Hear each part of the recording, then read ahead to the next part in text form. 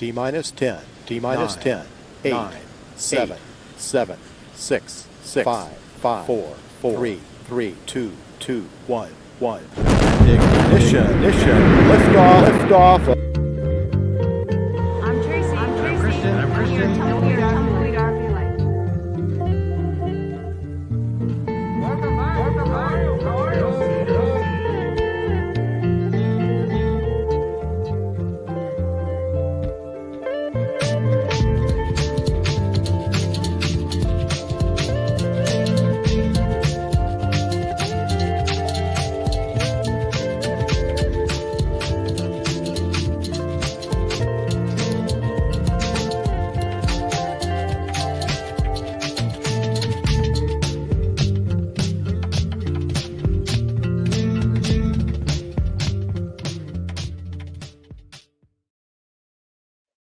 Good morning, live from Regina, Saskatchewan.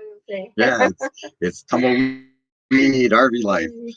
Hello, everybody. How is everybody today? Hey, Stream Element has joined us. So there you go. So welcome. Let's see. Let's get us in center. There we go. So welcome to our live stream, and welcome if you're watching this post live and watching it on the replay. We always have fun on Saturday mornings. So hope everybody had a wonderful week. It's another week in paradise in the RV. We're so happy. We're so happy to be back in the RV. It's awesome. It's our house, and not too many issues when we reopened it back up after sitting for the winter. We talked a little bit about last weekend. If you want to check out that live stream, we kind of went through that. And we have a whole bunch of videos that we're wrapping up season 4 right now, and season 4 will be done at the end of June here. Yeah, yesterday. And we had a special Tuesday video. I think it was the barber. It was the barber. $10 haircut. So no. So videos keep coming. So the intent for season 5 is we will still produce one video a week and one live stream a week. We find that that's a comfortable pace for us. And you'll probably find our videos will be shorter. Most of them will be tend to be like 2 to 4 minutes long. I know that's kind of the length that I like. I like our watching. I tend to be a little ADD. So, okay, well, you go ahead and let her out. And we'll just keep talking here. So good morning. So say hello in the chat. Let us know where you're at and what's the weather like today. And we'll do the same. So today here, I think it's going to be 22 degrees. So let's see. Let's check the weather quickly. So we're going to keep following our format. Just let me bring that up. So here we go. Give me 1 sec. Try to get ready. It's always kind of a mad rush in the morning. So let's see. Let me add this to the stream. So we have the features of the week for June 12th. So we have featured channel, featured product, featured app, featured RV, featured app, featured product, featured place, featured tip of the week, and featured video of the week.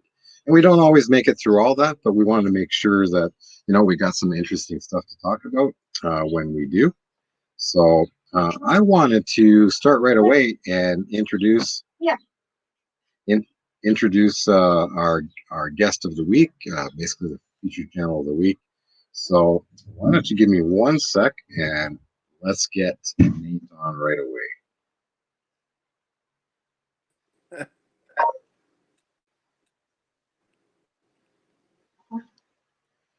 Hey, I just got the notification, Nate, that Tumbleweed RvLife is live. Yes. Hello, Christian and Tracey. How are you doing today, Nate? Oh man, fantastic! Very excited to join you guys. I got a little Starbucks iced coffee here in Salt Lake City. Yes, you're in Salt. You're in Salt. Is that where home is? Yes, Salt Lake City is where home is. Right on. So, hey, the RVGJ. Oh, Sonia, thanks for joining us. We were, so we kind of, Nate, we're just to kind of fill you in. We're kind of part of a community that really adopted the live streams, and it has become really kind of meeting friends through Yeah. different people's live streams. And some are hangouts, some are about gardening, some are about RVing, like this homesteading, yeah, animals.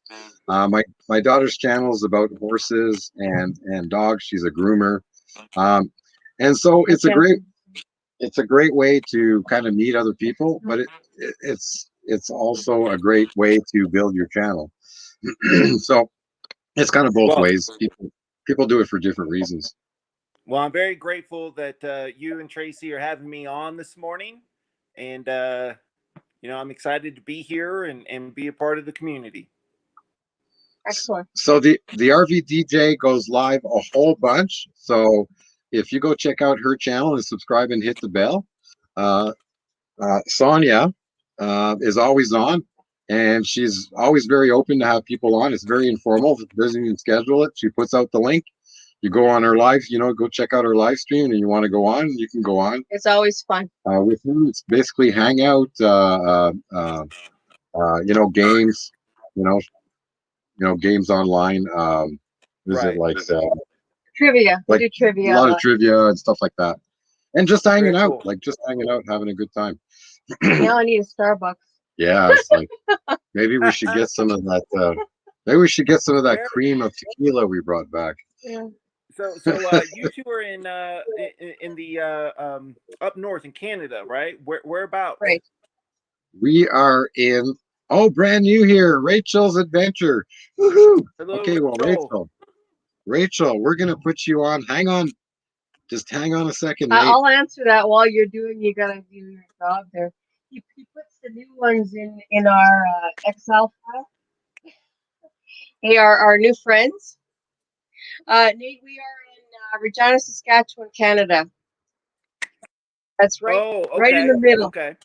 It's just next to Alberta. Right in the middle. Everybody knows where Alberta is, so. So we're north of North Dakota.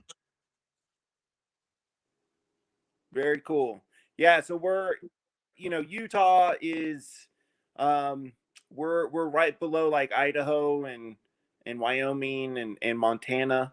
So Yeah, we went through. We're kind of a little bit west.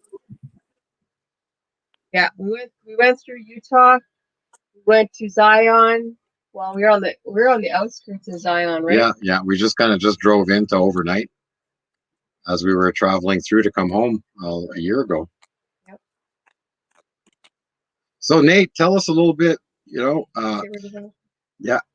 have you been in the RV? Have you been a long-term RVer, or is this kind of a new thing for you in a new setup? All right. So first off, just want to say hello to the RV DJ. She, very nice to say hello to me there earlier. All right. So I have been RVing, not too long. This has been a dream of mine. I'm 43, and what I do for a living is I actually thrift clothes and boots and everything. And so, that's what I've been doing. I'm a eBay reseller. So I'll go out to thrift stores and buy and sell men's clothes and shoes, and then sell those on eBay. So I've been doing that for like the last 9 years. But the whole RVing thing has been a big dream of mine. Probably I would say for like the last 4 years. So I've taken that time to then find the right components like the truck and build that out, and then find a truck camper, do a lot of research, and then finally last year I just kind of pulled the trigger on everything and started everything. So we've only gone out and camped just a few times, but by no means are we full timers. We're weekenders. Weekenders. Yeah. Well, that's better than nothing. Wow. So that's quite the Ah, investment you yes, made Tracy. there. That's quite the investment you made there. I mean, What's that? What's that, Christian? that's quite the Oh, investment you made there. I mean, it's probably the biggest, baddest truck I've ever seen, and especially with all the modifications, and the biggest truck camper ever made, right? It's in the biggest. well, y- Explain what you yeah. have, and then while you're explaining, can you put up Nate's channel, because Rachel's asking what Nate's channel is. Okay, go ahead, Nate. Go ahead. Thank you. Okay, so I bought a 2019 Ram 5500, and the reason why I bought that was purely for the payload capacity. The payload on that truck is 11,000 pounds. So when I was doing the research, I was finding that a lot of the personal or residential trucks, like the 2500 or 3500s, they were capped out. And if I were to have put like a an extra fuel tank on the truck, water, so on and so forth, anything above and beyond the camper, I may compromise that payload capacity. So when I was looking at trucks, I wanted to find a platform that I never had to worry about when it came to payload. So I was kind of overbuilding from the base up. Okay. Um, so that's why I went with the Ram 5500. And then we then looked at the truck campers and the host. Yes, it was a major investment, but what I found in the research was they hold their value extremely well. They are massive inside, and I have a wife, a daughter, and a mother that likes to go camping. So I wanted everyone to have adequate room. And this particular host camper, the model we chose was the Mammoth, and that had adequate space for everyone to be comfortable in. Oh, and then also a big component is I wanted a bathroom that was dry and a shower that was separate from the toilet.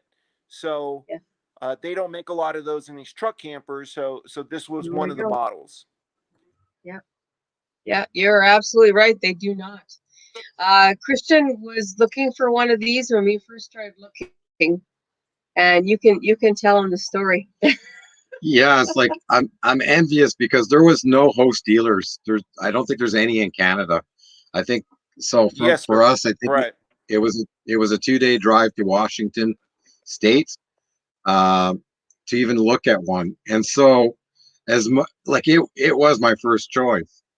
Just look from a floor plan and spec review and all that. Uh, but it wasn't practical. We could not buy one. No. So I mean, and even before that, we were kind of weighing between. We weren't sure if we were going to go fifth wheel or truck camper, Yeah. and so Right. we kept asking ourselves the question: Are we going to travel a little, live big, or are we going to live a little and travel big? So, are we going to? Is the Ah, do we want to move, or do we want to have a Yeah. nice big space to live in, Yeah. and Yeah. be able to move it? Yeah. yeah. So we decided on the truck camper. We wanted to be stealthy on the move. We wanted to be able to go almost Yes. anywhere. Yeah. And Well, you see an off road somewhere, you say, "Oh, I want to go check out that hill, or I want to go check out that area."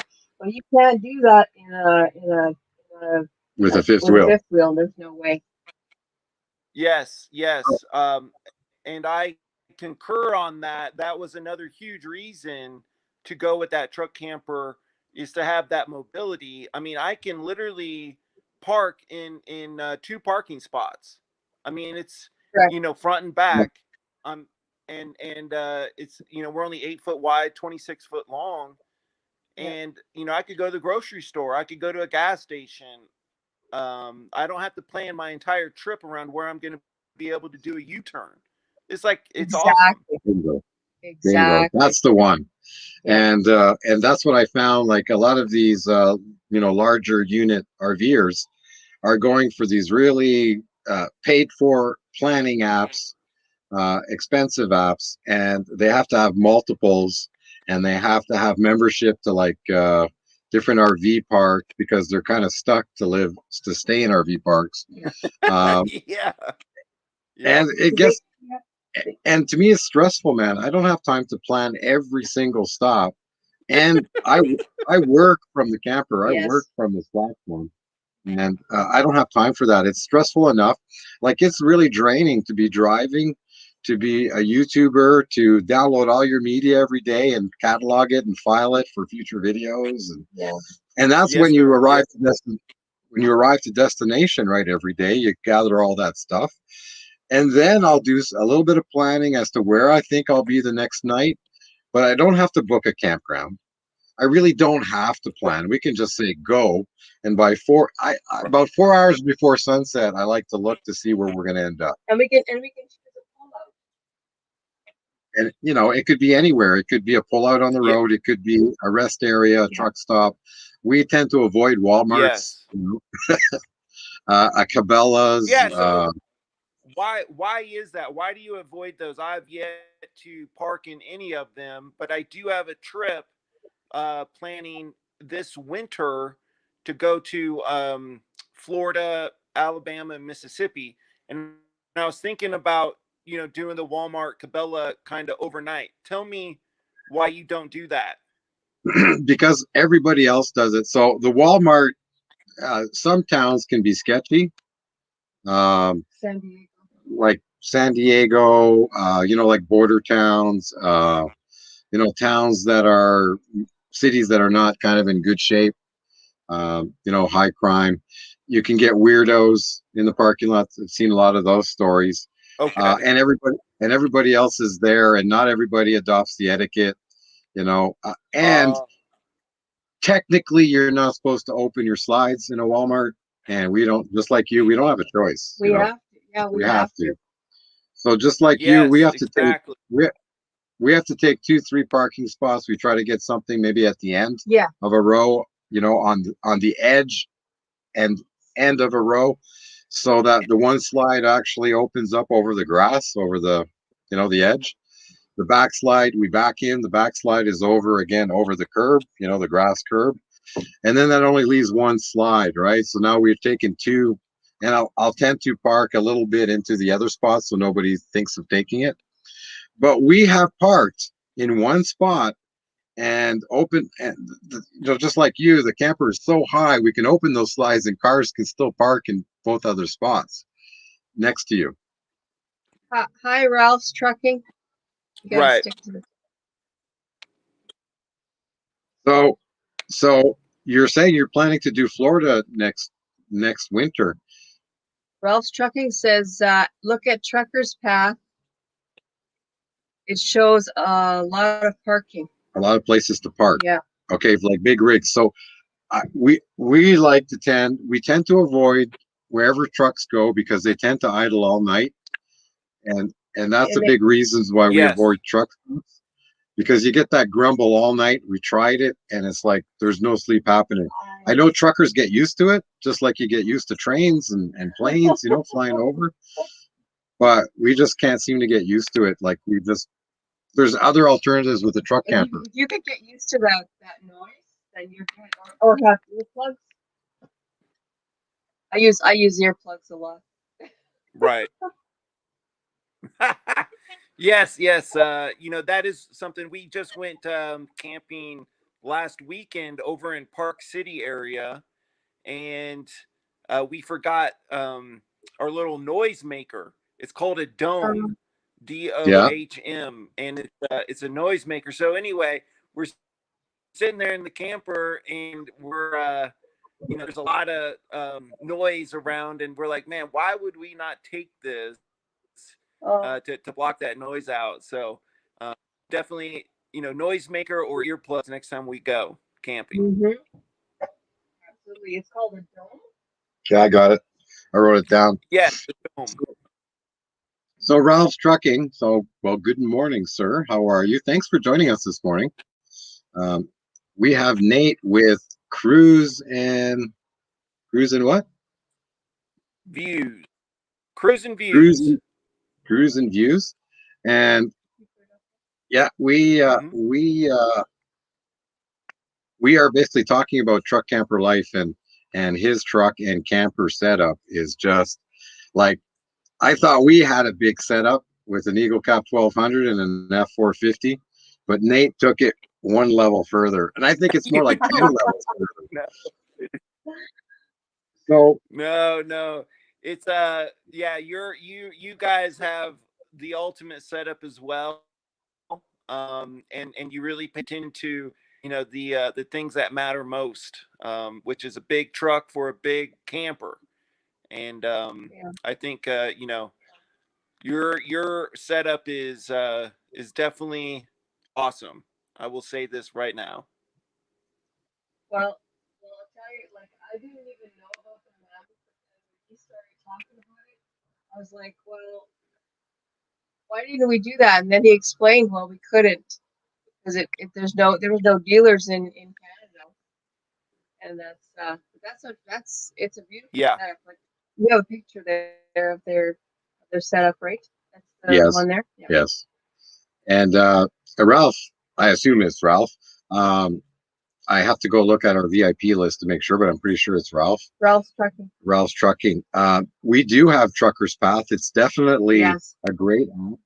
Um, I don't know what I use it for. Uh, I don't know if it has low bridges and things like that on it. I know it's got scales. I think it's got the bridges, because have you ever gone around a corner and there's no sign and all of a sudden there's a low bridge? It's terrifying. It's happened twice Yes. to us. Yes. It's happened once to me in Lake Tahoe, California, and I sit at 13 feet 6 inches high. Yep. Um, so when I went around the corner, there was a huge bridge. It was a circle bridge, and on the sides it was 12.4, but in the middle it was 16 foot. So I just Mm. took up the middle. Yeah, yeah. Oh my I mean, goodness. sorry, people. Like, don't Oh mean to my be rude, Yeah. goodness. but I know I have to come over. You have to come over. Grand Pam. Hey, my other brother Pierre. Hey, there you go. No, my brother Pierre from a different mother. So Pam Adventures, Nate, Ah, is a gentleman. Is He's also a truck camper person. He's a weekender, but he takes amazing trips in California, and he's got an amazing setup, and he's done a lot of yes. customization to his camper. So, but he sounds and looks a lot like my brother Pierre. So I call him my brother Pierre from a different mother. Oh, that's Oh, great, Christian. good morning, Rand Pam. Rand, how's it Did you going? say hello to your daughter? Well, kind of, very quickly. Hi, Tasha. So, Cowgirl Parking is my daughter's channel. And yeah, so she keeps saying we keep cutting out. So, I'm assuming it's our bandwidth. our internet, we're hooked up to, Muy we only poquito. have one ball on 5G. We're just, and if it gets bad, let us know and we'll just switch over to our phone data. If it gets bad, honey and me. Oh, look who's Oh, here. Right on. Hi guys. How's Wow. how's your Saturday going? How's that? How was your week? Let us know where you're actually parked today and what the weather's like. Just let yeah, us know. I haven't seen her in a long time. I gotta go check out her channel and see if she has any more videos. So sorry, Tash, it just got to a quick start this morning. If I didn't say hi, your dad still loves you.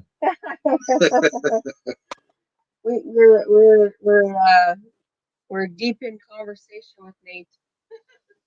So you customized your, so you So have I a was I Dodge. was wondering I was wondering yeah, I was just wondering, how tall are you guys with the Eagle Cap 1200? Well, I'm short. we just we just we just talked about that yesterday, and we're gonna go measure again. We have a solid RF cell booster, Mm. so the antenna sticks up over the air conditioner, and I believe we are about Okay. 13.2. So I put 13 Okay. 13.6 in the GPS. Yeah. Okay. Very good. Very good. It was really funny when we went camping in outside of Park City last weekend. When we pulled in, everyone was like, "Wow, you got to be like, so high and this and that." And I'm like, I'm lower than a lot of the Class A huge buses.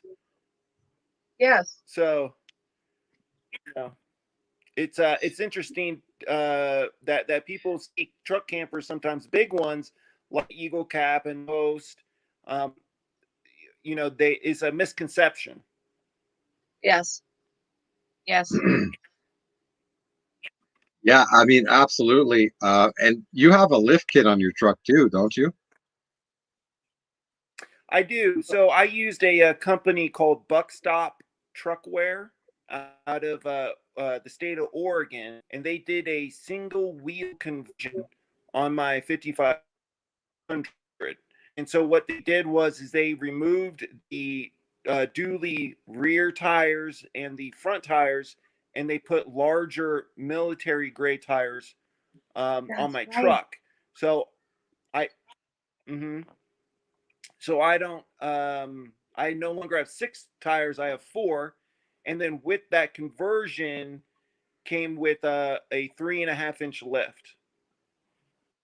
Wow. Yeah, that makes Wow. sense. I'm just Nate, I'm just going to try to switch over to my cell data here. I think our internet is a little wonky here this morning. So don't worry if we kind of freeze and cut out here for a minute. That might be better. Well, we were actually Okay. looking at that. Yeah, yes, I think it's better.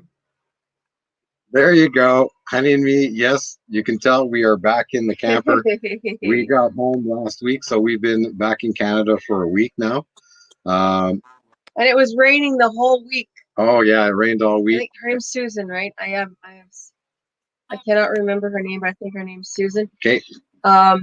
It was raining the whole time. Nate, when we got back, it was sunny for maybe 2, 3 days. Then it rained the whole time.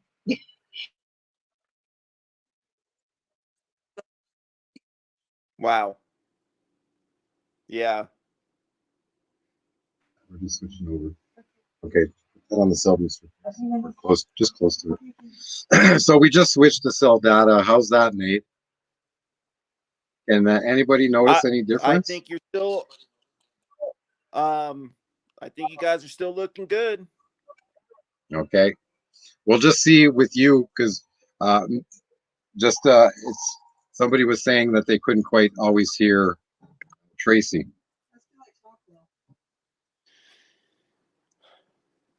I'm Yeah, just so kind of the checking the. So, did you change the axle at all on the back axle? no, so the no change in the rear axle, uh no change in the gears. I have 444 gears on the truck, and really what this single wheel conversion is known for, and how I came across them is the firefighter companies and whatever, they out there in Oregon and Northern California, they use these things called brush trucks. And what brush trucks Yes. are these big 5500s or 4500s or F550s. They will load them up with a ton of water, and then they got to scale these sides of the hills and the mountains and go fight these fires way off the main road. So Buckstop Truckware really kind of made their name and their niche through doing these single wheel conversions, because what was happening with the fire departments is they've taken their trucks off with the dualies and getting rocks and big branches stuck in between the two tires, and rendered them immobile. So Right. Buckstop designed this single wheel conversion, and then put these, I mean, it really, I believe it just makes the platform that much more mobile, to where you can go pretty much anywhere with 4 tires. Plus, Christian and Tracey, what's really cool is like with the dually tires, you can't air up and down those tires. They have to be pretty much fully inflated at all times, where now my tires are radial tires and I could air down those to get a bigger footprint on sand or off-road. Exactly. Oh Exactly. man, that's great. Are you sacrificing wear for that? Like how quick do those tires wear on, like if you're doing a lot of highway? Yes, so they do. So the tires that I have are Continental MPT 81s, and they're a multi-purpose terrain tire, but they only last about 30,000 miles. 30,000 miles instead. I think my Continentals, like the stock, right? 19.5 Continentals. I Yeah. think, what are they, 100,000 miles or 60,000 miles, or I think 100,000 Yeah. kilometers, 60,000 miles, I think. Yeah. Yes. But Yes. but again, that is probably unloaded as soon as you start loading that truck. Yeah. Especially going down Highway 1 California, winding and up and down and hitting those reflective strips in the center line. It's chewing up those tires pretty good, and we're wearing them down. Exactly. Now, this particular person, Rand Pam. Yes. They Yes. just had a good comment there that the camper is very large for 4-wheel. So Rand Pam, let me address that. What we do is we will take our camper with us, and we'll take it off road. We'll go very slow. We're not in a hurry. We're not doing any fusses over, massive gorges or anything, and doing getting a lot of air. We take them slow, but when we get to technical places, the beauty of having the truck camper is we get to drop the camper off, and then we get to really go 4-wheel and get that out of our blood.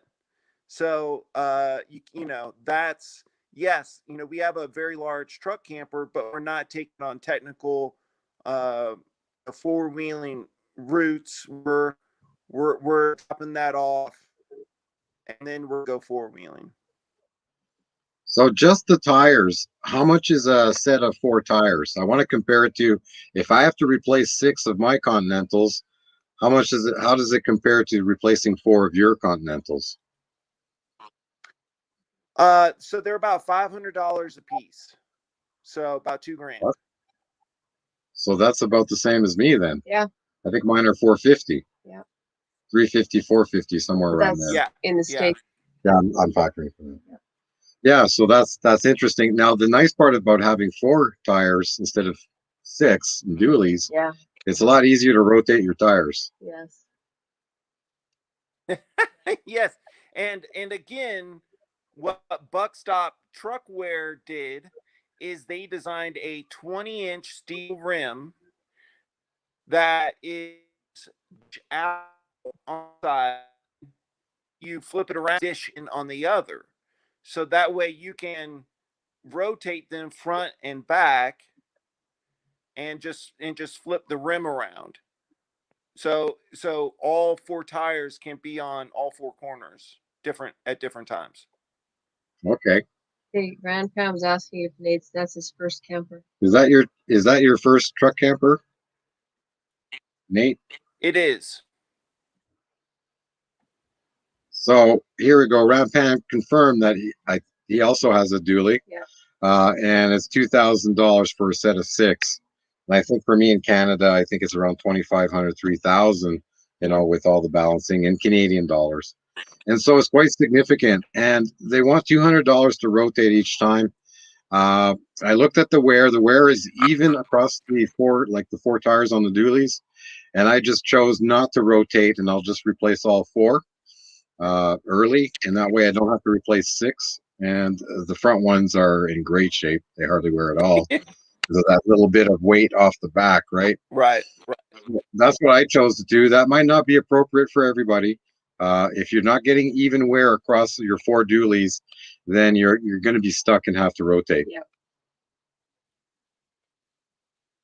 Yeah, and you bring up a great point, Christian. That's how you do it, which is going to be different than someone else. And we all have our own journeys, and it may look different, but we're all going to the same destination, which is getting outside and enjoying Mother Nature. Exactly. So what does your future travels look like? My future plans. Yes.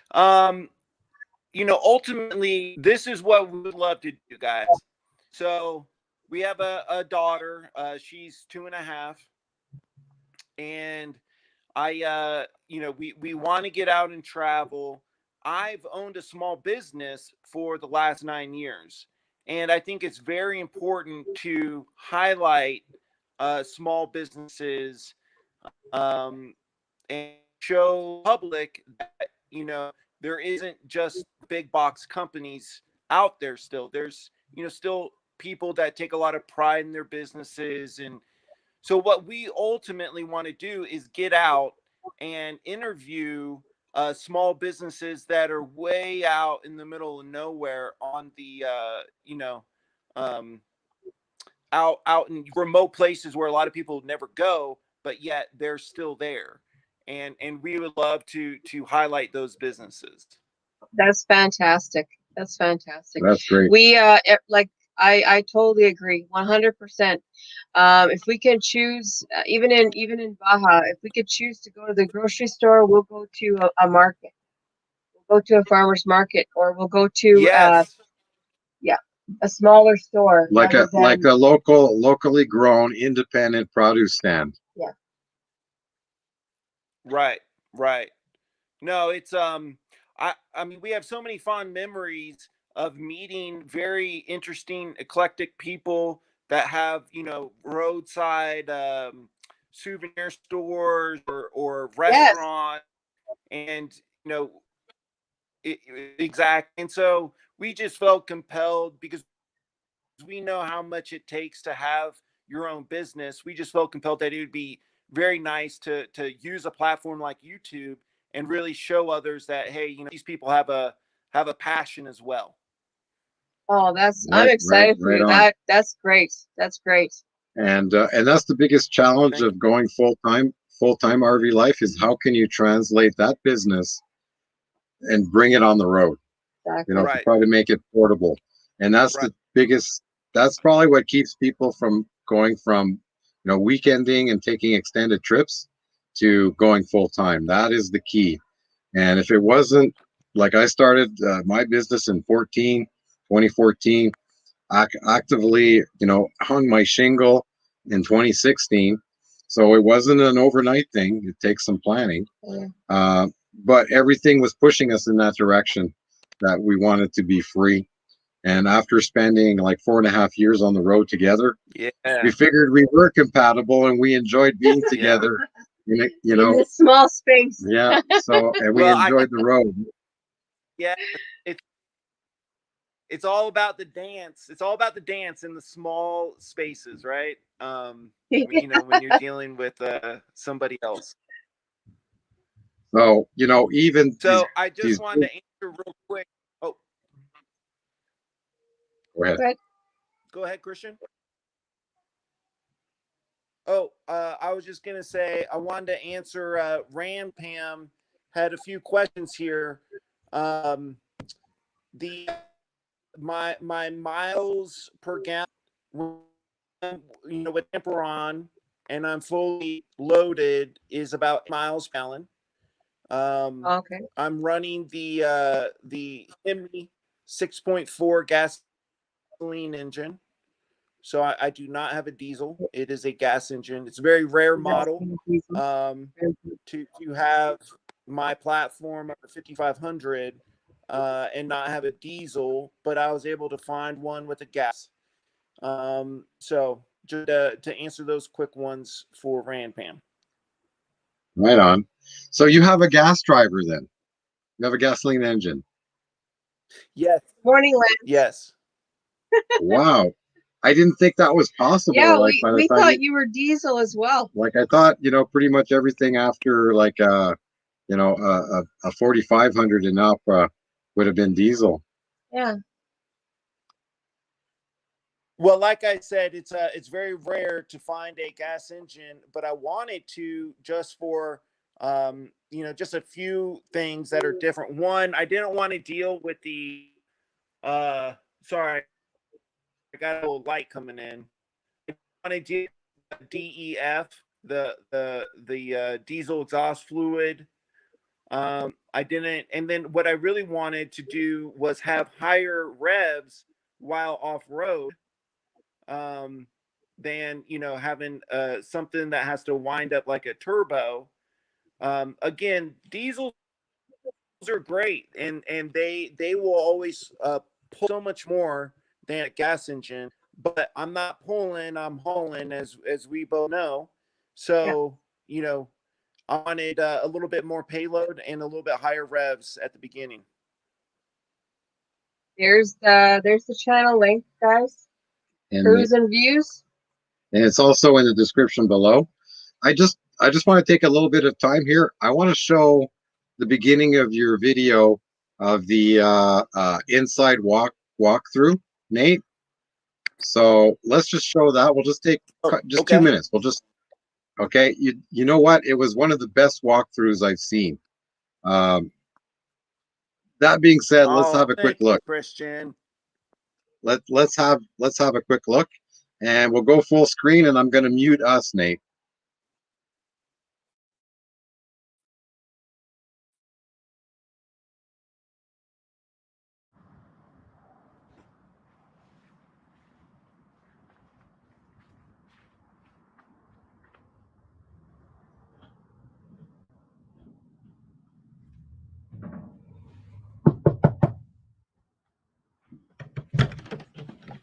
Oh, hello! Welcome to the host Mammoth 11.6 2022. I'm Nathan. We got Kristin behind the camera. Let's roll on this interior. The cookie.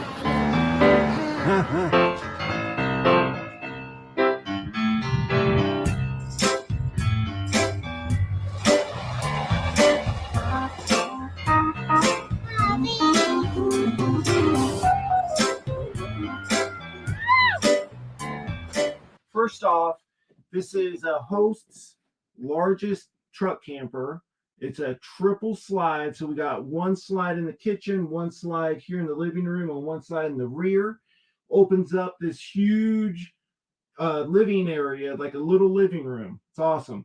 We'll start here in the rear and talk about this little love seat. This was a option that we went with. You could also choose, I believe, like a washer and dryer unit. Pretty cool stuff. You got lots of storage up here, and everything's like on these really tight locks. So these doors, when you're driving, will not come loose. You really got to use some force. This is awesome little love seat. You pull this lever out, this thing comes out, bam! You're just chilling with your coffee like I was in Lake Tahoe.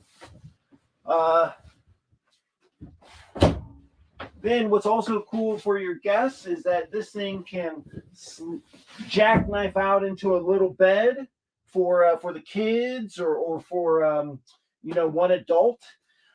When you pull this thing back up, you can see there's more storage down here as well. You have a lot of these shades that will stay down. You have a lot of these shades that come up and down. You got your little lights that you just touch with your finger. It's awesome. Here you got like the biggest window I've ever seen in a truck camper. This thing is massive. It's got a shade that goes all the way down as well. You got these sweet LED lights. This is the entry light. You got all these really cool speakers. all over the place. This place is decked out. Here is the second slide. This is a driver's side slide.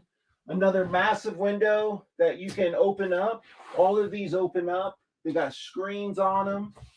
They lock. They also have a solar film. So what that means is no like massive sun rays are coming in and heating this thing up. Another light. This is they're like dual tables, so this table can go in any direction. It also goes up and down. It telescopes, so that's awesome. This locks into place. Kristen, if you want to come over here, I'll show everyone. So We'll stop it there. We'll stop it there. We're having bandwidth issues, so let's go back and have Nate. I love that window. We gotta bring Nate back on. Nate dropped out. So yeah, our internet isn't the greatest today. No. Let me. But if you want to check out his channel, that video, go for it. Yeah, I mean, that is a beautiful truck it is really cool. It gets even funnier as it progresses. So yeah, it's a great one. Sitting on the throne. You two are so kind.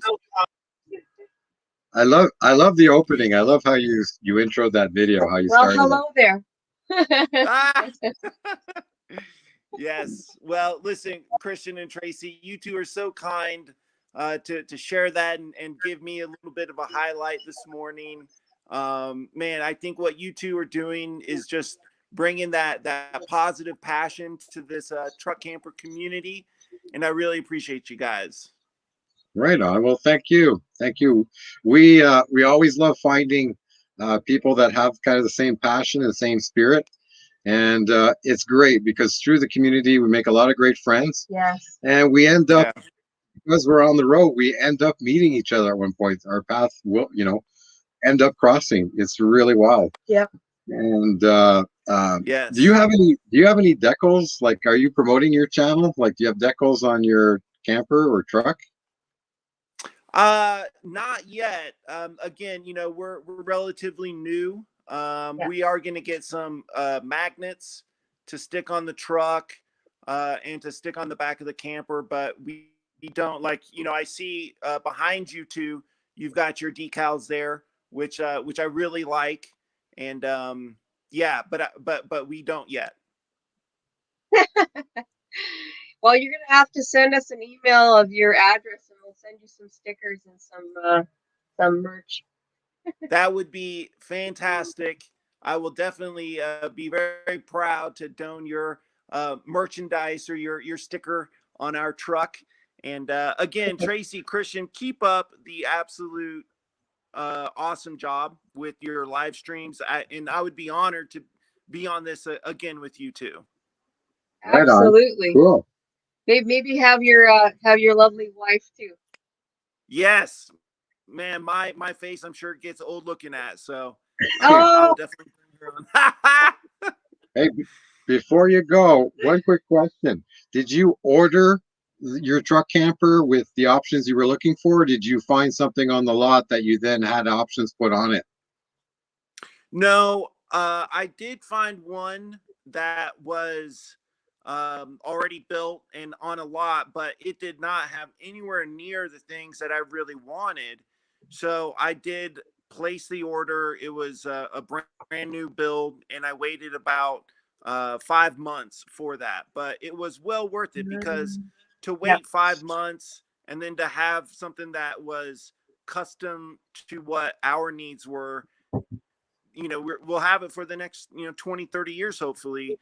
So I think that was the right decision, to be patient and just get what I wanted. So what were some of the upgrades you made to the camper when you ordered it? So I would say like the top upgrades, one was we ordered it with 600 watts of solar on the roof. We ordered ours with a king size bed and had two opening windows on each side of the bed. And then the major one, which I say everyone should really consider looking at, is called a Truma on-demand hot water heater. I'm And so envious. it's Yes. yes, Oh yes. So it's a my, tankless yes, water heater. yes. I really Yeah. wish you would have had that. Because we only have two 20-pound bottles of propane, so 2 5 gallons. Because the Right. Eagle Cap was pushing 5,000 pound dry, that was one of the compromises. Yeah. So the two things we compromised was less propane capacity, and we have a hybrid. We have a dry bathroom, Yeah. but it's very small. To get the king size Oh, I bed see. model, with access on both sides, it basically shrinks the bathroom in the middle. Oh, wow. So instead of having the toilet on the other side on this outside slide, it's inside, Yes. so it's in the square space. It's a pretty small shower, it's kind of one of those square ones. Uh, but it on the outside slide, it gets us a wardrobe, and that's where our pantry is. Yeah. So it gets us a lot of storage in that slide. So when if you're having a shower, you're just doing this. You're just Just turning around. Yes, yes, I know it. but for us, bathroom and shower was really not an issue. No, we I- we shower outside. What we did like about the Okay. Eagle Cap is that it had huge tanks. So it has a Yes. 66-gallon Yeah. fresh tank in huge gray and black. And so we put in a composting toilet. So Okay. we're not using our black tank. So I put a plumber's plug in it before I put the toilet on. And so what I had seen was David and Jenny. I forget their channel name at this point. They did that, and he gave us the idea of actually putting a on the end of your dump pipe, screw on another valve, and then you can close that valve and open your black and gray at the same time, Right. and you're Right. and you're and you're linking your gray and black together. Um, we find it's not much of an issue. We find our gray is very clean. Like, we try not to put food scraps down the gray. We condition it, and we will dump our gray in buckets, and we will water trees and plants, and like Oh, and very good. so We don't we don't waste waste water. our gray. We don't No. especially on our land, because Yeah. water is so precious where we're at in Baja. Water is precious in Baja. Good morning, Jane. James Bray, yes, go lithium. Found that out. That was Yes. important. Yes. I will, our channel is about we don't create new content and research, um, research results. We go find the best we can find on the internet, the best information, Yeah. and we bring it Right. to you. We'll bring links. We share other people's links. So a very good study came out. You'll have to hold for that one. In terms of, it was done by one of the channels. He's an electrical engineer. Battleborn paid for the lab to reproduce their results, comparing lithium versus AGM, lead acid batteries.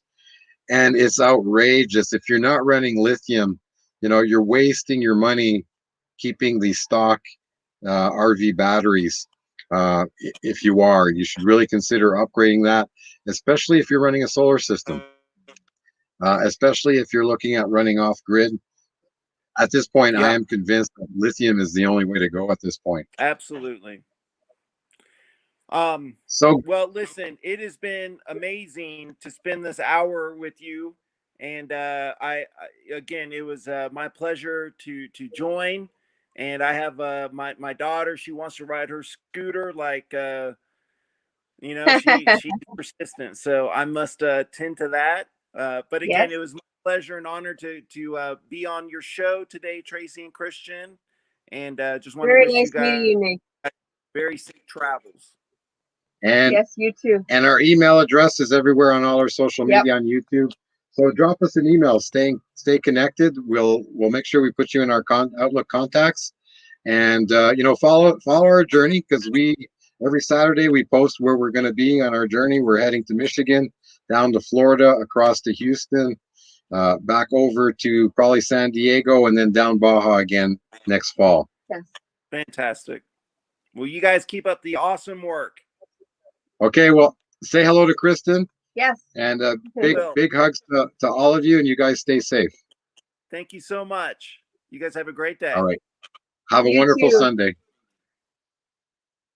All right. Well, that was awesome. What That a was nice man. fun. I would love to tour that camper. Like What a I nice said, man. we could not find a dealer in our area that wasn't 2 days travel to go see one. So I would love to actually. The videos look awesome, and you know, I would love to see one for real. Yeah. Because just looking now, I mean, you're seeing kind of our camper, and I show it to you. It's so similar but different. In like the sofa, his sofa is smaller, but his window on the one side is next to it, huge. We have a window on our side. underneath, you know, there's a lots of lot of pros. similar. I really wanted to get into Nate's solar system, but it was the kit that's offered as options online. So when you go to the Mammoth website, super nice, real nice material. When you go to their website, I will. Yeah, that's good. When you go to their website, That's the whole website. yeah, it's the host website. Let's just see, build your own. Okay, so see, there was the off grid there. Let's do that one. I'm gonna do the off grid. Yeah, let's see if it's. So you can get the system. Yes, right from the factory. If you order it, so they have the smaller system. The let's see, 190 watt of solar panels. I would say, as a rule of thumb, guys, whatever you have in amp hour batteries, go 2-3 times your solar if you can. And I would say at least go even. So if you have 600 watt, if you have 600 amp hour of battery capacity, go 600 in wattage on your panels. So here you go. So here's their 360 with I mean, they just show the breakdown. So they have wonderful packages. Here's with 4 panels, and I would say max it out. People tend to do their load requirement. Can you get on the roof of, Yes. Oh yeah. He went. So I'll put it back up. Four, right? Yeah, he went with the biggest package here with the 4 panels and probably this 720 amp hours. But if you add this up, it's like 600 4 times. So it's really close. Like you want to try to match those because you never get that total wattage. You know, you never get 100% efficiency. And the further north you go, away from June 21st, some, you know, mid high sun and long days, the more efficiency or less time you have to charge in a day. So you have to plan on maybe only having 5 hours, 4.5 hours of capacity to charge. Randy's running 4 of the And 2 100, so 200 amp hours. See, 2 to 1. And you know, Rand, when how long does it take? So let's just say we try to keep our batteries, you know, we end up at 20 to 40% at the end of the day, you know, in the morning after we make coffee, because we do run an electric coffee pot. Just we prefer that to perk. Good morning, Victor. Good morning, kids. And so, you know, how long does it take if, you know, based on starting, let's say, a certain percentage, by what time are your batteries full? So let us know. So yes, good morning, everyone. The Kutcher family. I'm assuming. Yes. And yes, I'm assuming it is everybody. So yeah, so you can order different packages, and you know, So we didn't do that. we couldn't even find a 1200. Yeah. There was only one in all of Canada, and it happened to be in our town, you know, like close to our town. Yeah.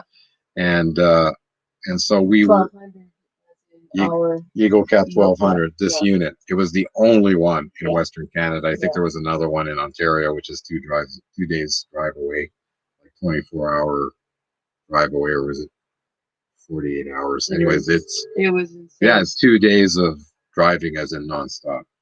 So, so for us, you know, we have 640 watts of solar and we have 200 amp hours of batteries. That's just because we don't have any space for a big battery pack. No. Though Victron has put a new 200 amp hour battery that is smaller. And so if it becomes an issue for us, then I will see if we can get 2 of those in our current battery compartment. And I think I may. It's just hard to get in there. There's no room to try to wire them together. I'm not sure, even if I do get them, how easy it's going to be to wire them. You know, Nate brought up a good point here about the tires. But if you get something caught jammed in between you two, that's why the firefighters don't have a big tire and they don't have dualies. Yeah, they convert the dualies to a single tire, Not really, heavy duty tire. yeah. And we'd love to do that. And that's why we don't do the East Cape Road, because it's got jagged rocks sticking out. And we know we'd get into trouble. Oh, yeah. We'll stay on gravel road and dirt road as long as there's no like sharp rocks sticking out. Yeah. You know, bigger rocks that can get stuck in the dually. Jammed in. And so we'll avoid that. We'll avoid those roads. But we will go off road.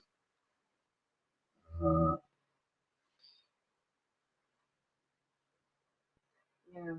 Oh, you charge it again. Oh, okay. So okay. Rand, you don't have solar to charge it. You just use the generator and shore power to. Oh, excuse me. I can add another battery, but I don't need it. Cool. That's very cool. If we had another battery, we would probably run the fridge On the battery. on the battery. Yeah. At this point, when we're down south, you know, in Baja, our battery, you know, if I have to run the computer and a coffee pot, and the old coffee pot used to stay on to keep it hot for 2 hours. So now we have a new one that once it's done brewing, it's just a carafe and it turns itself off. Right. So to make a pot of coffee, it uses 10% of our battery. Yeah. Just you know, one pot of coffee. So, you know, and typically I'll get up in the morning and the first thing I do is check the battery, and it's usually sitting around 50%. If I've been working a lot and so we're running the inverter all day, and because I'm running the office, we could be sitting at 30-40%, sometimes as low as 20. Yeah. But if standard, we start the day at 25-30% and the sun comes up, the battery will be fully charged in Baja by about 1 o'clock in the afternoon. Yeah. And then what I do is I put the fridge, at that point our battery's full, I'll put the fridge on electric and I'll run it till the sun gets down to a certain point. And as soon as the battery starts to drop to 99-98% that we're not keeping up, then I put the fridge back on propane.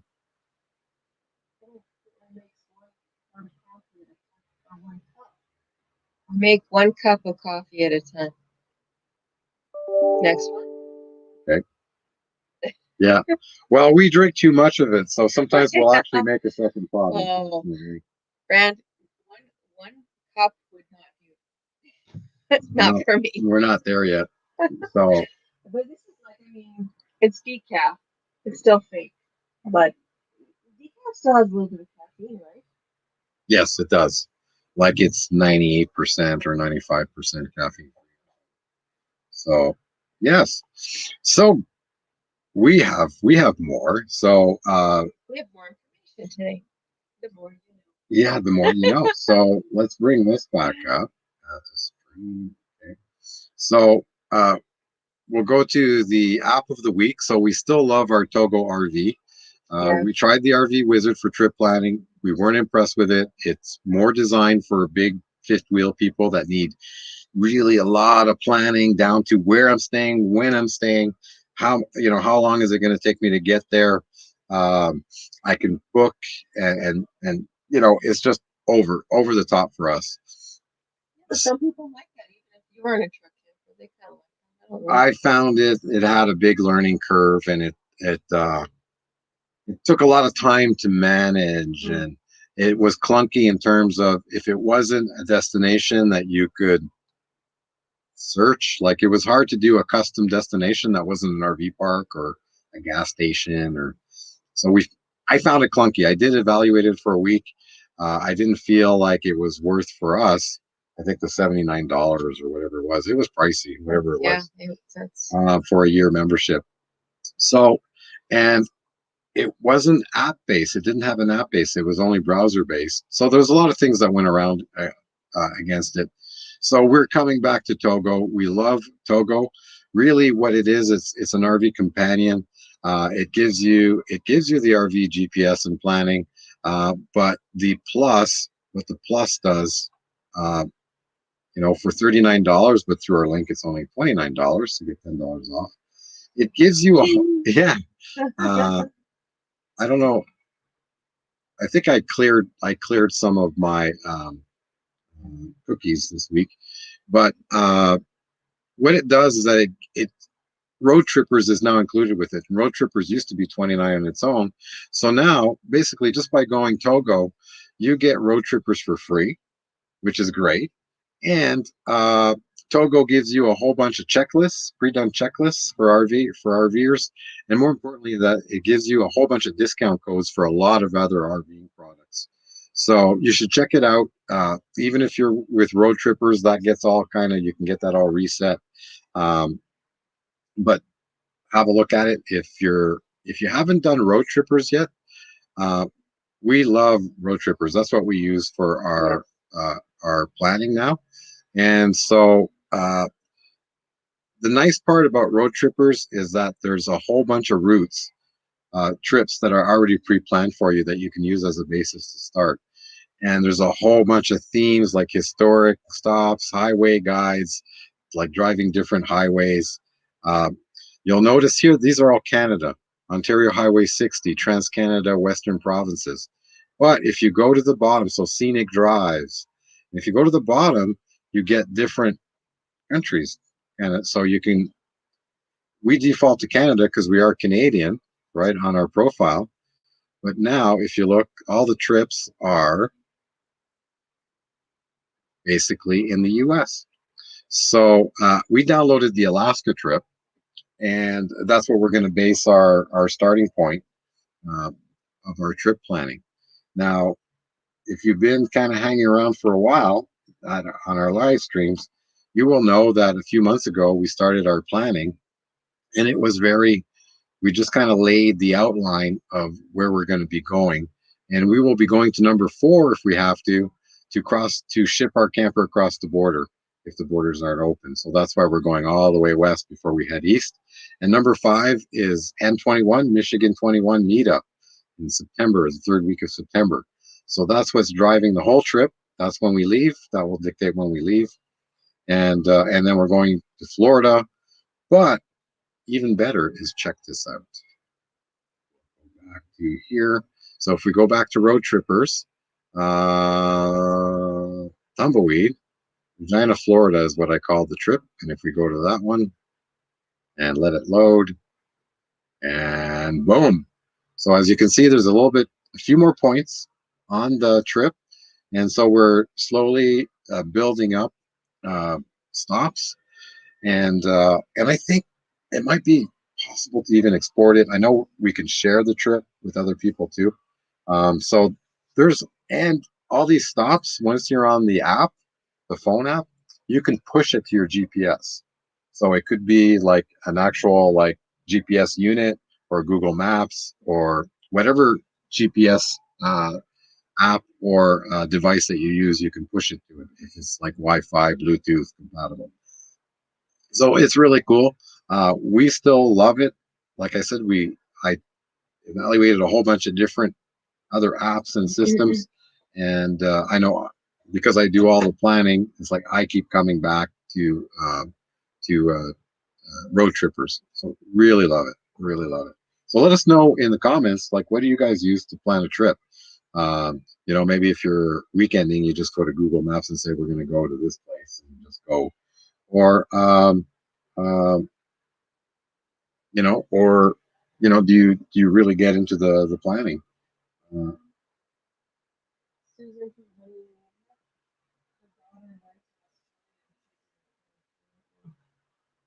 okay, sorry. Where is that? Can you look at? That's way back. Honey and me, way back up. Okay. Sorry, what was the comment then? It's way back up Okay, there. but what was the comment? Uh, I'm not going back up. Okay, well then. She said that her daughter went to Australia to be with her boyfriend, Mhm. and she's in quarantine right now. 14-day In quarantine Australia. in Australia. I'm surprised she got in. They're not even letting. I thought they weren't even letting Australians come I home. was gonna ask her that. Yeah. So Road Tripper is great for anybody who wants to do road trips because I mean, let me put it back up. There we go. So I'll go look at all the different places, that are pre-highlighted. And, you can look for, campgrounds and scenic, attractions and points of interest. So you can focus on those within your trip. So I'm going to just zoom in here over here. And so it'll give you recommendations according to the distance that you set down here. And you can go infinite. Okay. And now everything's available. Okay. So it will show you everything on the map in whatever you have filtered up here. So if you wanted to look at campgrounds, it now shows you all the campgrounds. Or you can say, show me only the campgrounds within this band, 60-kilometer band off my route. And it's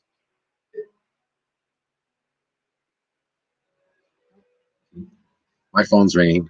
So things like that, campgrounds, attractions. I have to take this call. It might be something important. Hello. It's our COVID check. Yeah. Okay, we're gonna have to put you on hold. We're just gonna mute you guys out.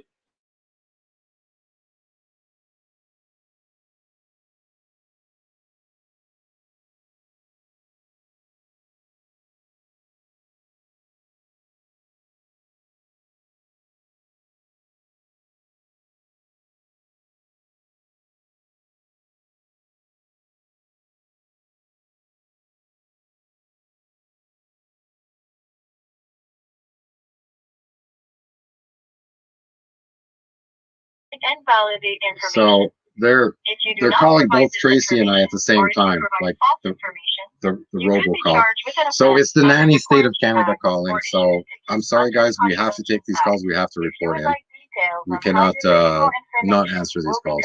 collected. Right.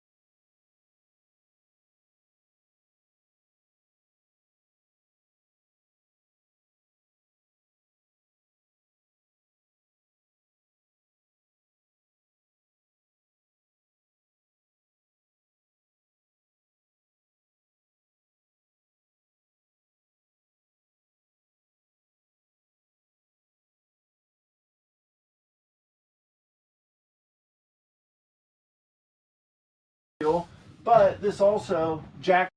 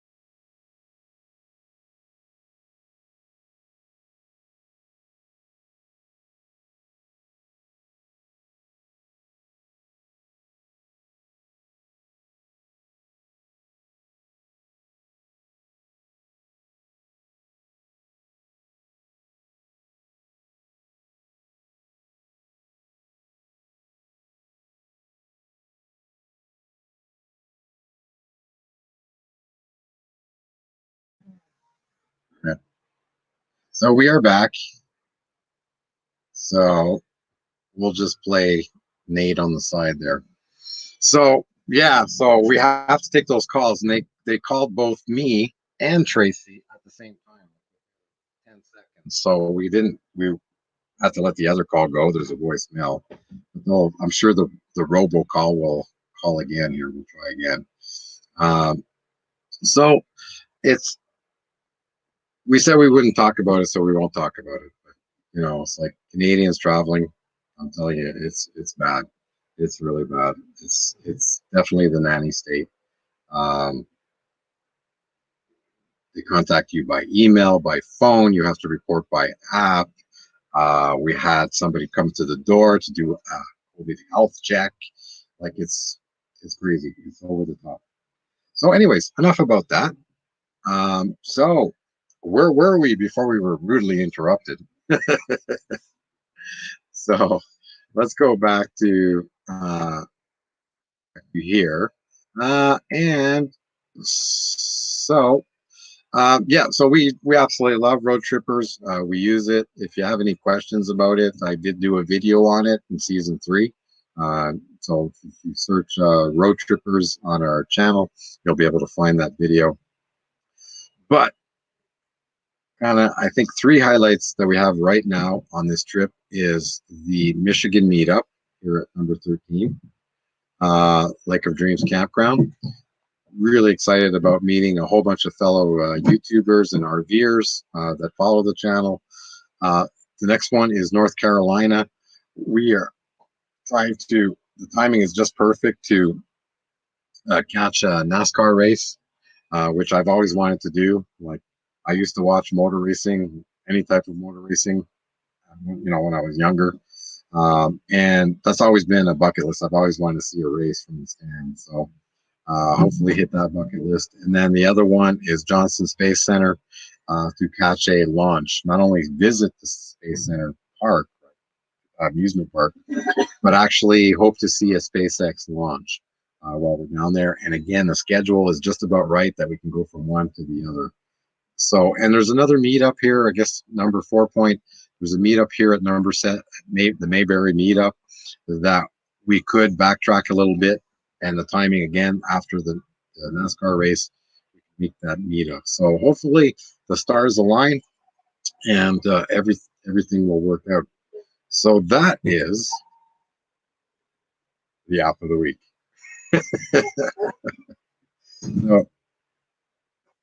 So I see it right here. World has changed with so many new campers out there. Yes, it is. There's just so many new units, new styles, new floor plans. Finally, because for years and years,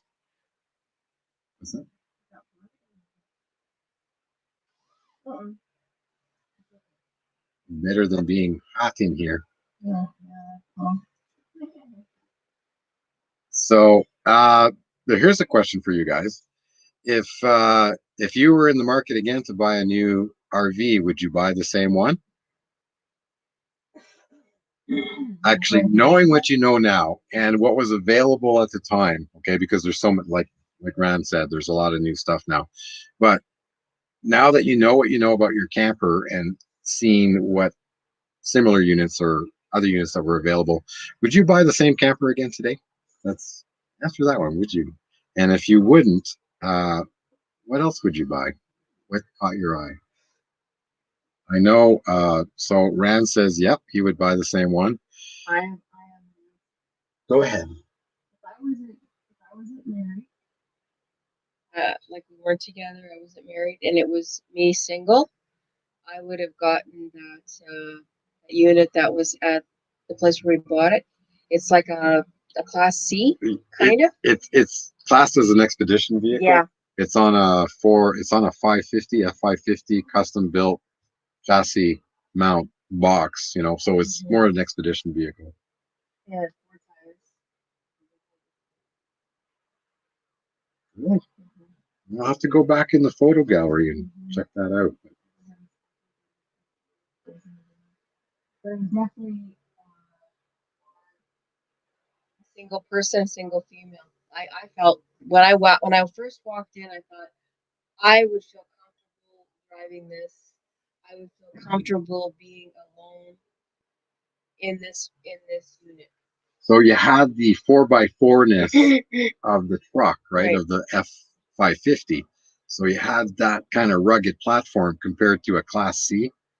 And that's where kind of I've driven some Class Cs because I've rented them for work. Yep. And I'm sorry, but they are pieces of S over time. The steering gets sloppy. They're gas drivers usually. They're gutless. They shake, rattle, and roll. The suspension is really soft. And anyways, personally, I would never buy. I wouldn't want to be in a Class C. But what Tracey described as being a custom kind of expedition style vehicle, yeah, it was nice. And it was pretty rugged. Like, I mean, I think I could go anywhere with that unit as well. I mean, and it wasn't, when we looked at what we paid, if we had paid for like the same luxury of truck and the camper, we would have been close to the same price. Yeah. I think it would have been 20-30 grand more to buy that unit.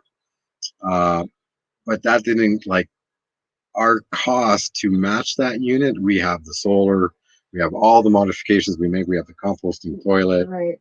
we have the suspension upgrades, like everything is done. And we would have to pay about 20-30 grand more, plus put in the solar, plus. There's a lot of pluses there. And you don't have a vehicle at the end. You have to take your motorhome everywhere. Yes. See, and I don't care. I wouldn't care about that because I would be taking it everywhere. Randy asked, once a truck camper, always a truck camper. Or he asked a question. Yeah, I have not yet. I've been asking questions about that. I have not added anything except for, I don't even know if I added anything for winter. I don't think I even added anything to leave it over winter. I don't know. I've been looking at them. I'm concerned because I just don't want to put the wrong thing in there. Yeah. I mean, what are your thoughts on that, Rand? In terms of, is it something good to keep the engine clean and keeping the injection system clean, or boosted power, increased fuel economy? I know there's a lot of additives out there that make claims, but yeah, that's definitely a good topic. I think that would be a good one. Fuel additives. Are you supposed to add fuel additives? A lot of people do. Again, I've had a diesel engine before. I've never added anything to it, but I never kept it like for a long time. I only had that truck for a couple of years. Right. And that was No, it was I had bought the truck. Yeah, I owned it, but only for a couple of years. Yes, I know. Once I never have, but I hear we have to. Yeah, it's like, yeah, I haven't really done anything there yet, but I'm gonna ask around. I'm gonna ask people that are actually kind of in the business of maintaining these trucks and know these trucks well. So yes, I guess once you're a truck camper, always a truck camper. And like Nate mentioned, and a lot of people mentioned, for us, it was about the convenience of being able to take off the camper and still have a truck. And that's kind of what made our decision between a Class C and a truck camper, because I use the truck for work. So I can go to work somewhere. We can park ourselves in a campground. Yeah. We can stay together instead of me traveling out and staying in a hotel room while I work in the field. And so for us, it made sense. And then with our land, we can valley off the truck camper, and we have a truck to mosey, back into our land to town to pick up supplies. Yeah, the injectors. Yeah, especially the fuel down in Baja. Actually, the diesel fuel that comes down in Baja, it used to be really bad. It wasn't low sulfur, but now everything gets trucked in from Houston, from Texas. So it's all kind of US grade kind of quality fuel. But it used to be really bad when it was Pemex, from the Pemex refineries in the Mexican mainland. It was really bad, and it would really gum up the filters. The muffler system, the catalyst converter, would really plug it up bad. So, second truck camper, awesome. Yeah. I'm in the back of the day.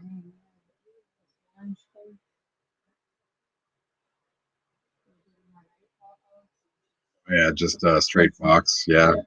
Yeah, I don't think we could live in anything like that. We looked at like not the Northwoods, the North. There was one that we had one Yeah, and that's why we didn't kind of go with the Fox, Arctic. Arctic Fox. Yeah. I think the Arctic Fox is better built than the Eagle Cap, but they just didn't have anything big enough for us. One pop up, one pop out. There's no way because right now we've got space for an office. We still have a couch, and so we're thinking, and we're pretty darn close to deciding. So there is a couch. Oh, there is a couch over there, right there. Um, it's pretty messy right now, and so we're seriously thinking about taking it out and converting that to my office. So this will open up the living room. So this living room space. It'll be clear, and This table will actually fit in that space. there's still room for like a file cabinet to the side. There'll even be room that I can even put more storage, like even on one side of the table, and still have kind of a cubby, an area that I can put my legs through. Yeah.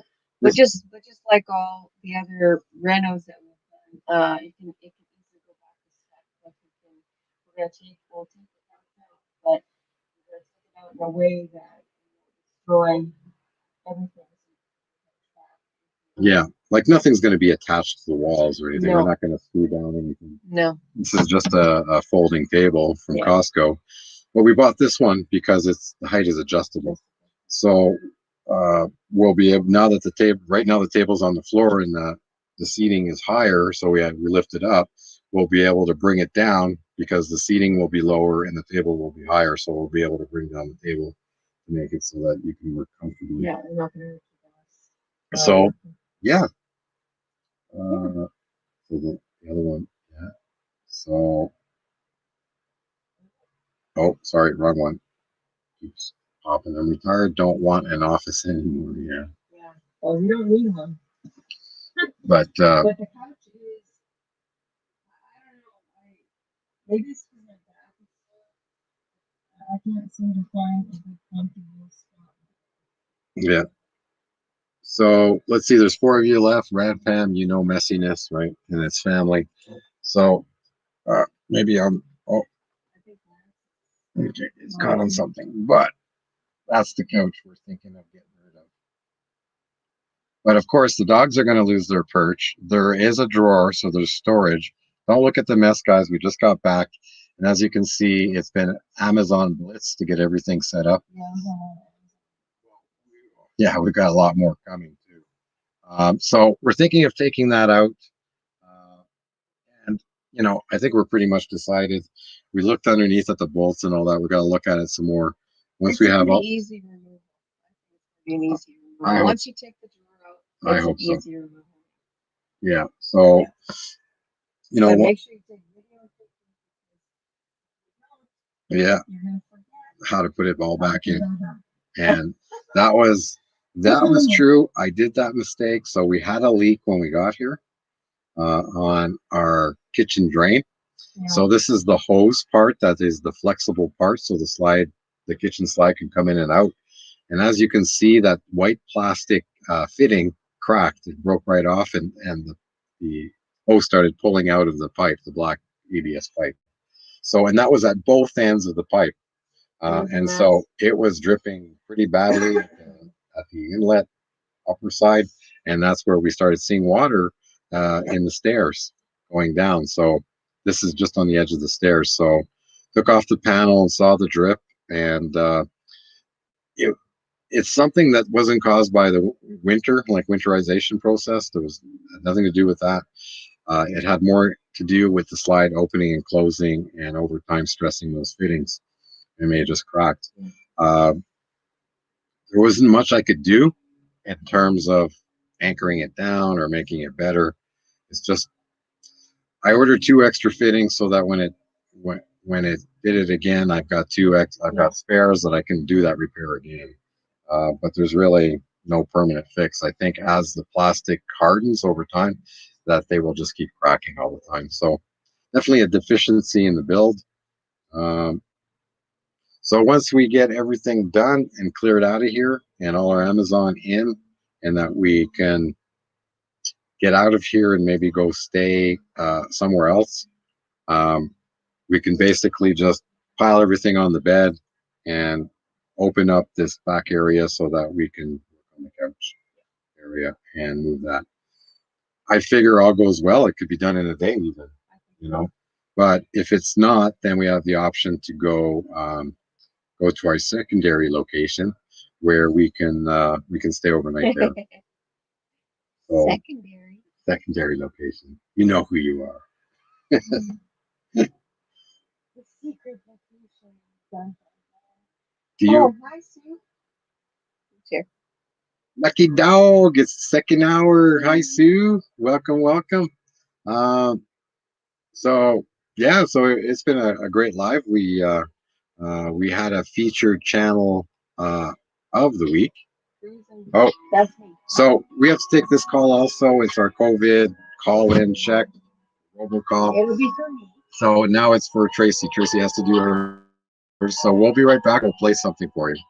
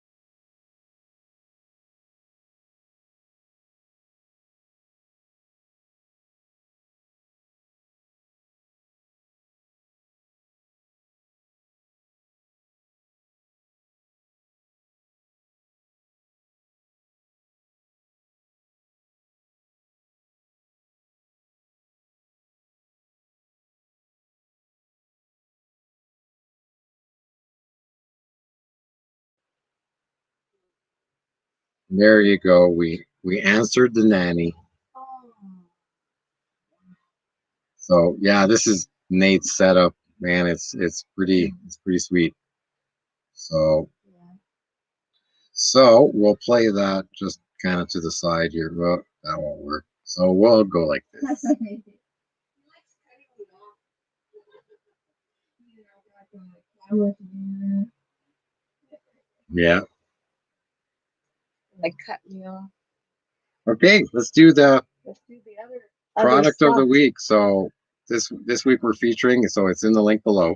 We're featuring our drinking water hose. We used to have one of those white hoses, but it took too much space. Like Yeah. truck camper doesn't have space, so everything counts. It's called little micro changes add up to atomic results. So every little thing counts.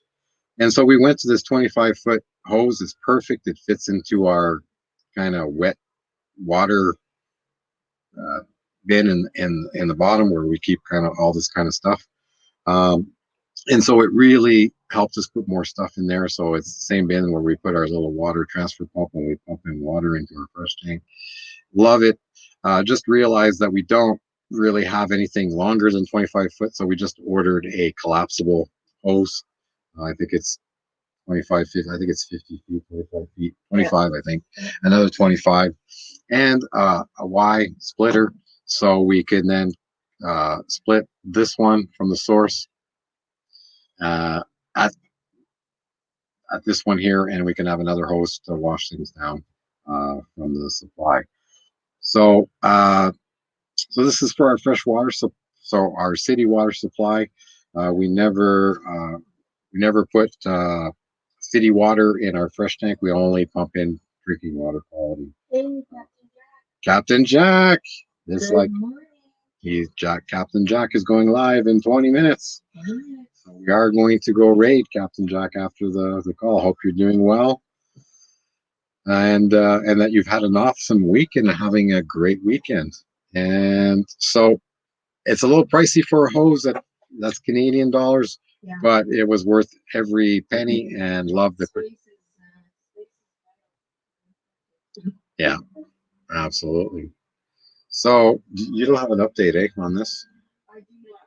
I wonder if while you're talking, I can contact you Yeah.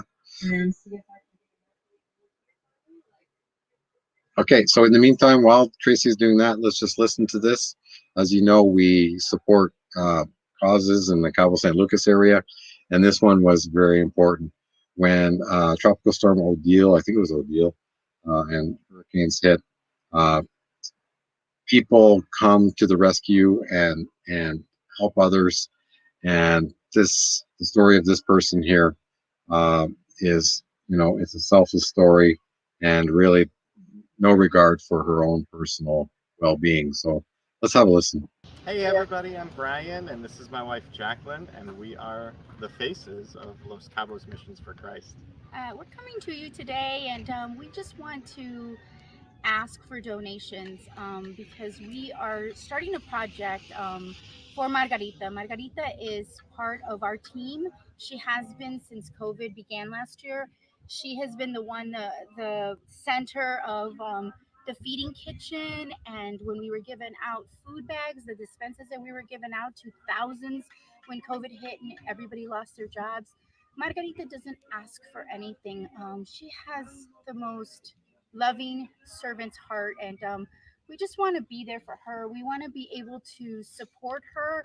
This as you see, this land right here was given to her, and when Margarita serves the food at Shalom, she comes here and then serves the remainder of the food that's left. So she's been sewing into this community as well as her community, and it's just been really overwhelming to us to see the fact that she really doesn't have a place of her own. We just figured this out, and in talking with her, we found out that she doesn't have a bathroom and she doesn't have a home of her own. She's actually living in a place that's just a loner right now. If you find it in your heart, so we're gonna do this 777 challenge, right? Each one of our house build is roughly $7,000 US.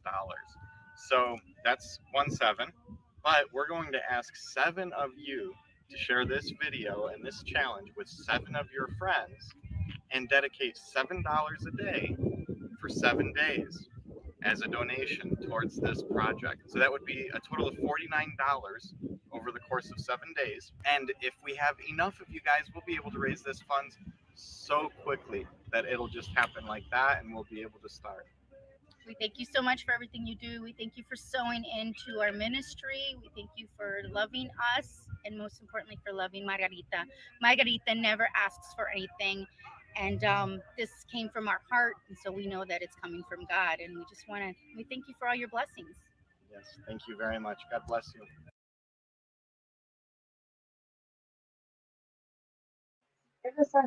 So there you go. So we did our 7-7. So we did that. We shared it, and we also contributed filling our house. So Tracy's still looking. Well, as we were up to 6,592. So they're getting really close. So just a little push. I mean, there's not that many of us here on this live stream left, but the links are in the chat. They're also in the, I believe they're in the description. I think so.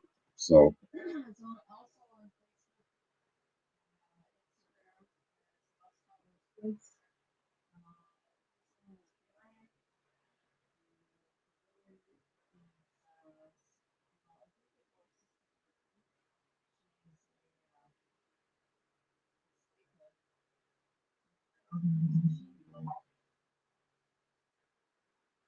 yes. So yeah, sorry, it's not in the description, but we will put it in the description as we wrap up the live stream. I'll just update that so it will be down there. So let's just make sure we're gonna look at the last few things here. So did you get an update on Oreo? Oreo the cat. I did, but you can show that picture again. I didn't want a new picture, but I did an update. Show the picture down. So Oreo has a new friend. Since we left, he has Oreo has moved in with Bob, and Bob already had a cat. But anyway, we are getting along. My friend in Cabo there,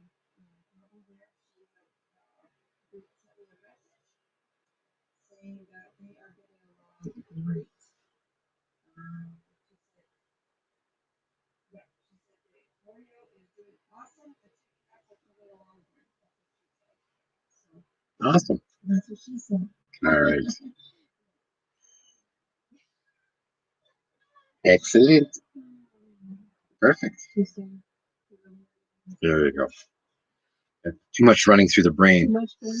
So tip of the week. Tip of the week is check your weights regularly. Remove unnecessary stuff. And that really goes for everybody. It's really easy to get overweight, and it's really easy to start packing in stuff. And if you don't go over scales to actually check your weight and review your axle capacity and your tires capacity, you can get into trouble pretty quick. A blowout on an overloaded rig will get you in severe hot water real fast. So taking a little bit of time preventative will save you a lot of heartache and serious potential consequences going down the road. RVing is a little bit like owning a house. You know, typically well-built houses don't need much, but they do require maintenance and they do require inspections and upkeep. And so basically inspecting your weight is an inspection that you should do.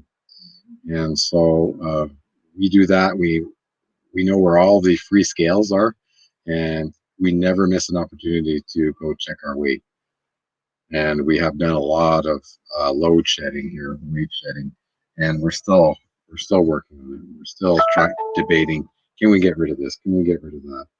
And the good thing is that if you haven't used it, if you haven't used it like in 7 months or a year, and you can replace it like with a 20-minute drive to go replace something that you're taking out, then get rid of it. just get rid of it. If you can pick it up on your travels, then do that instead. So I thought that was a good tip. And so the last one, just let us know in the chat. Rand Pam, new comments. Let's see, Captain Jack.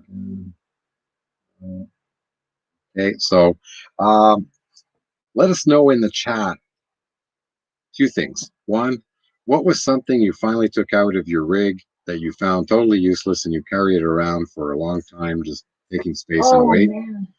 And what is the other thing is, what is one thing that takes space and maybe is, takes space, but you wouldn't go without?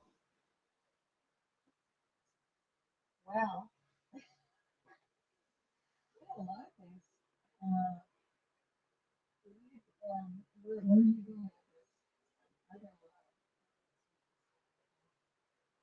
Well, let's just see what people answer. Think about it. In the meantime, we're going to watch the video of the week. If people, especially with truck campers, will be interested about this. But even Class C's, you can kind of compare why we went truck camper as opposed to Class C. But here's a video about off-roading. Hey everyone, I'm Kate Morton. My husband and I are full-time RVers and we typically travel in a fifth wheel RV. We lived and traveled, however, for 6 months in a truck camper on the Go North expedition to Alaska and the Arctic Ocean. A common question we get is, what is it like driving a truck camper? Today we're going to talk about that, as well as what it's like driving it off-road.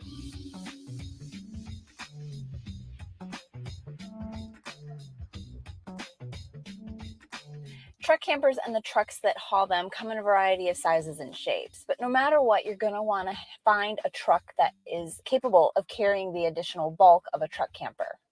Our setup was a 2020 Lance 1172 truck camper, the biggest one that they make, on a 2019 Ford F350 diesel dual rear wheel truck. While this was a bigger truck camper, it still was much smaller than we were used to pulling in our fifth wheel. We were already used to driving a big dually truck, so that was no big change for us. But having the much lighter load in the back felt like driving a sports car around in comparison. Even though it's a lot easier, you can't be lulled into a false sense of security while driving these things. While you are able to keep up with traffic a little bit more than, say, a 35-foot fifth wheel, you're going to want to remember a few things to drive safely while in traffic. The addition of the truck camper means that you're a lot taller, and if you are used to pulling something more substantial, you might find yourself, like me, forgetting sometimes that you even have the truck camper on. You're going to want to remember that height because you might be going under bridges, you might be going through tunnels, and the biggest thing is you're going to want to watch for those tree branches. Wind is another thing to consider. You have a much bigger profile, so you're going to get pushed around by the wind quite a bit more. When driving in windy conditions, you are going to want to slow down, or if you're feeling nervous, you might just want to pull over and wait it out. In addition to the height, you're also going to have the additional weight of the truck camper. When considering the weight, you're going to have to think about stopping distance. You're going to need more time to brake if the car in front of you slams on their brakes. And you're also going to want to think about acceleration and giving yourself enough time to speed up to get into traffic. You're also probably going to want to tackle hills a little bit differently, needing to get down into lower gears to go uphill or shift down to help the truck slow down when you're coming down the hill. We used our tow haul function on the truck quite a bit, which changes the shifting pattern to allow the truck to handle the additional weight much better. And we used our engine brake a lot to slow down coming off of hills or just to regular stop signs if we could see them coming far enough ahead of time. The additional height and the additional weight on the truck changes its center of gravity. And this is a big thing with driving the truck camper and the thing that we notice most. The second you start driving a truck camper, you're going to notice that it sways quite a bit more. It's got this body roll. You're going to feel it when you make a turn or hit a bump. It's going to just move the whole truck differently than what you're used to. In severe circumstances, if you hit a bump, it can cause porpoising, which means that the truck camper weight is moving forward while the truck is starting to come back up, and you can actually have the top of the truck camper hit the top of the truck. You're going to want to take that into consideration while you're driving. If you see bumps coming up, you're going to want to slow down so that you don't cause that. To help handle that weight, you might want to beef up your suspension. We had a couple of airbags added to our truck so that with the sagging of the weight of the truck camper in the bed, the airbags are able to bring that back up to a level ride height. This is going to help with clearance and overall handling. It's also going to make sure that your headlights don't blind oncoming traffic at night. One of the things that you can do to help with the sway control is to have stiffer sway bars. Most vehicles come with sway bars, but most of the time when you're talking about the load of a truck camper, they're not beefy enough to handle that kind of additional weight and that raised center of gravity. Keep in mind that sway bars don't actually start working until it starts to sway, so you are still going to feel a little bit of that rocking, and that is what really took the most getting used to. So depending on what kind of truck camper you have, you may or may not have issues with tail swing or rear end clearance. Our truck camper extended 4 feet off the back of the bed of the truck, so we had to be really cognizant of clearance, say coming out of a gas station with a really steep incline. And we also had to worry about our tail swing. If we were backing up or swinging out of something, we needed to make sure that the tail swing wasn't going to run into anything. As far as visibility, it was pretty good down the sides. You could use your side mirrors pretty easily. We had them folded up into the towing configuration because the truck camper did sit a little bit wider. But when you have a truck camper in the bed of your truck, you're not going to be able to use your rear view mirror. You're really going to want to consider getting a backup camera so that when you are backing up or you're driving down the road, you can see what's behind you just for overall driving safety. If you happen to be traveling with somebody, you're going to want to use them as a spotter for backing up because even that backup camera can't see those taller branches that might be above its viewing area. Driving the truck camper means that you are in the truck. You are not in the same space as the RV. So it's very quiet. It sounds like driving a truck. You're not hearing all the squeaks and cracks from being inside of a Class B motorhome or a van or something like that. You'll also notice that the truck camper does move around in the bed of the truck quite a bit. There would be times where we would see it out of the corner of the windshield or out the side view mirror, that they do kind of move around back there, and that is completely normal. That movement might actually shift the truck camper in the bed of the truck. And if you feel like it gets too far to one side or the other, you might want to dismount and remount to straighten it back out. You're also going to want to check your turnbuckles every time to make sure that they are the proper tension to hold it in place. Prior to our trip to Alaska, we had no truck camper experience whatsoever. I actually never really drove the fifth wheel much at all, except on interstates where there were easy on and off ramps. For this trip, however, I felt very comfortable getting behind the wheel. It only took maybe about an hour or two of driving in a high wind situation and through the mountains for me to figure out how the truck camper moved and get just familiar about its limitations and get used to that sway movement. Oh, there you go. So there's still, that's only about half the video. The link to this video is in the description below. If you want to watch the rest of it or watch it again. I found it very informative. So it's the best I found scouring the internet about kind of truck campers, the differences of driving a truck camper and some of the do's and don'ts. The rest of the video talks more about driving off-road, so some of the things that do's and don'ts with a truck camper. And they also mention that if the road gets too bad, you can at least take the camper off and you can keep going with just the truck. So there's a lot of great info on that video. If you'd like to know more, the link is below.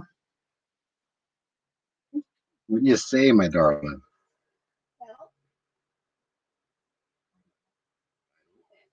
Well. Okay, 1 minute. Go to it really quick. No, I put it up already. So Tasha basically said she would do without first aid kits for the pets. No, she would not do without. Yeah, do without. She would not do without. Sorry, not do without. There you go. We have what? Three. We have first, three. Three We first have aid one kits? for the pet, one for the pets, one for the dogs, and two for us. One in the truck and two in the truck. After meeting somebody that had a fire in their fridge area, their Dometic fridge caught fire, we decided to get another fire extinguisher. We only have that little one by the door. It's only about that It comes big. with the camper. So we're gonna go get another fire extinguisher, and we're gonna not maybe not put it in here, but in the truck. That actually came up in a chat last night in the live. So that was good information. Yeah, so we're gonna get a bigger, more capacity fire extinguisher. I think it's probably a good thing to have. So yeah, what else? What we wouldn't live without is the solar system. That was significant weight. Added 100%. Yeah, it added weight. It adds weight, but it's 100%. We could not. You can't. Yeah, we couldn't live the way we live can't. when we're on the road without it. And the composting toilet, same thing. Yeah. We don't need a dump station. And like I said, we will dump our gray into buckets and go water trees with it. I mean, we just don't release it to the ground. Whatever. We will water stuff. It's not. Yeah, exactly. It's not. It's just gray water. It's not. You know, I think I dumped at a dump station the gray water 3 times just because there was nowhere, you know, that was comfortable to. It probably would have been frowned upon. Yeah, you know. We have nothing against it, but I think other people's opinion about, you know, dumping and watering. Yeah. So, but anyways, but we don't have a problem with that gray water, dealing with it. Yeah. Important. Well, in our area, anyways, we don't have a well. Okay. Well, on that note, it's at the top of the hour. Let's go raid Captain Jack. Sorry, Captain Jack, I don't have your link. But we don't. But look up Captain Jack. So let's go raid Captain Jack right now. She's an architect by background.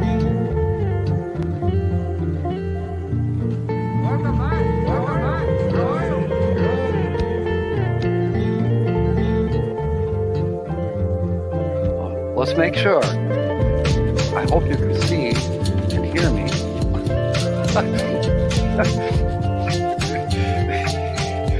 There was just a little bit of consternation when I was setting up this morning.